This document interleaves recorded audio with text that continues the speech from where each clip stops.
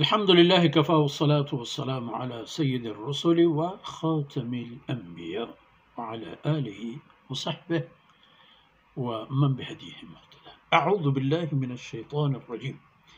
أولم يروا أنا نسوق الماء إلى الأرض الجرز سبحان الله فنخرج به زرعا تأكل منه أنعامهم وأنفسهم أفلا تبصرون سبحانك لا علم لنا إلا ما علمتنا إنك أنت العليم الحكيم رب اشرح لي صدري ويسر لي أمري واحلل عقدة من لساني يفقه قولي واجعل لي وزيرا من أهلي رب زدني علما وارزقني فهما ثم أما بعد جی عزیز بھائیوں بہنوں پیارے بچوں، ان کے آنکھیں بھی ہیں یا نہیں؟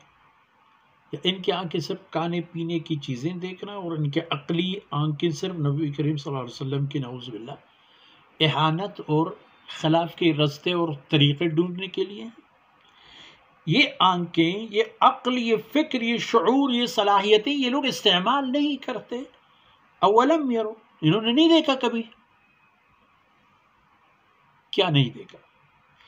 انا نسوق الماء، کہ کس طرح میں پانی کو ہانکتا ہوں، الی الارض الجرز، ویران اور بنجر زمینوں کی طرف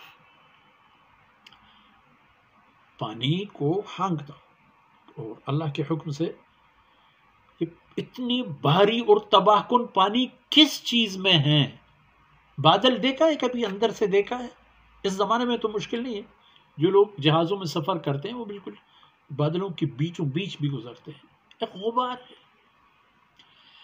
پانی کو اس میں اسٹور کرنا، ایک غبار میں اتنے سارے پانی اسٹور کرنا، جگہ دینا کہ جب برستے ہیں تو پوری دنیا کو اٹھا کر لے جاتے ہیں، تباہیاں مچاتے ہیں. تو نہیں دیکھا انہوں نے کبھی کہ کس طرح پانی کو بنجر زمین کی طرف ہانکتے ہیں؟